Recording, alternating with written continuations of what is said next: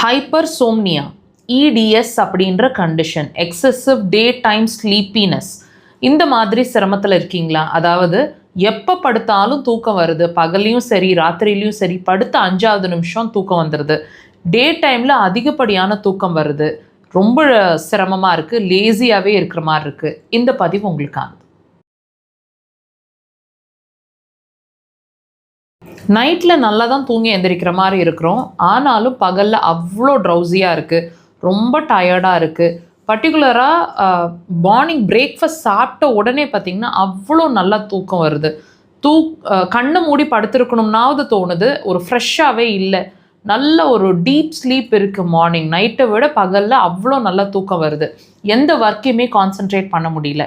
இந்த மாதிரி ஒரு ஃபீலிங்கில் இருக்கீங்க, இந்த மாதிரி ஒரு சிரமத்தில் இருக்கீங்கன்னா இதுவும் ஒரு ஆரோக்கிய குறைபாடுன்னு உங்களுக்கு தெரியுமா? ஆமாங்க, அதுதான் உண்மை. ஒவ்வொரு உடல் ரீதியான உபாதைகளும், நீங்கள் சொல்லிட்டு இருக்கக்கூடிய ஒவ்வொரு உபாதைகளும் வியாதி இல்லை, வியாதியோட அறிகுறி.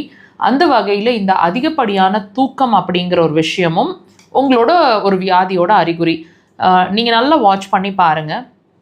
டிஃபன் சாப்பிட்ட பிறகு வரக்கூடிய அந்த ஸ்லீப் அப்படிங்கிறது ஒரு ஸ்லக்கிஷ்னஸை குறிக்குது. இதோட என்னென்ன பிரச்சனைகள் சேர்ந்தாப்பில் இருக்கும் அப்படின்னா, டெஃபினட்டாக ஒரு கான்சன்ட்ரேஷன் மிஸ் ஆகும். என்ன விஷயம் பண்ணிகிட்டு இருந்தோம் அப்படிங்கிறத உங்களால் ஒரு ப்ராப்பரான ஒரு அலைன்மெண்ட்டையோ ஒரு கான்சன்ட்ரேஷனோ பண்ண முடியாது. ஸ்வீட் கிரேவிங்ஸ் அதிகமாக இருக்கும், இனிப்பு அதிகமாக விரும்புகிறவங்களா இருப்பீங்க. சாப்பிட்றீங்க இல்லை அப்படிங்கிறத தாண்டி அதிகமாக இனிப்பாக விரும்புகிறவங்களா இருப்பீங்க இப்போ சமீபமாக. அது மட்டும் இல்லை, ஒபீஸ் ஆகிற மாதிரி, அதாவது உடல் எடை அதிகமாக இருக்கிற மாதிரியோ அதிகமாகிற மாதிரியோ குறையிற மாதிரியோ சட்டுன்னு குறையிற மாதிரியோ ஒரு நிலை இருக்கும். பெண்களாக இருந்தீங்கன்னா மென்சஸ் சைக்கிளில் கண்டிப்பாக பிரச்சனை இருக்குங்க. அதிகமான ஃப்ளோ, குறைவான ஃப்ளோ, 5 நாளுக்கு மேலே ஆகுது, 10 நாள் ஆகுது, அல்லது ஒரு நாள் தான் ஆகுது, சரியாகவே ஆக மாட்டேங்குது, மாதம் ஆக மாட்டேங்குது, மாதத்தில் அந்த டேட்ஸ் கரெக்டாக ஆக மாட்டேங்குது, இந்த மாதிரி விஷயங்கள் இருக்கும்.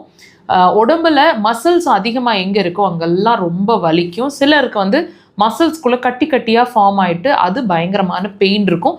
முக்கியமாக இடுப்புலேருந்து கீழ்ப்பகுதிகளில், காலோட உள்பகுதிகள், தொடை பகுதிகள்லாம் உங்களுக்கு வலி இருக்கும். முழங்கால் வலி ரொம்ப அதிகமாக இருக்கும். இந்த விஷயங்கள் எல்லாம் கண்டிப்பாக நீங்கள் வாட்ச் பண்ணணும். உங்களோட மண்ணீரல் சார்ந்த பிரச்சனை இருக்குது அல்லது வரப்போகுதுன்றதுக்கான அறிகுறி. இதை நீங்கள் இப்போ கவனம் கொடுக்கலன்னா உங்களோட ஹார்மோன்ஸ் வரைக்கும் அது பாதிக்கக்கூடும். அக்குபஞ்சர் அதுக்கு சிறந்த தீர்வு.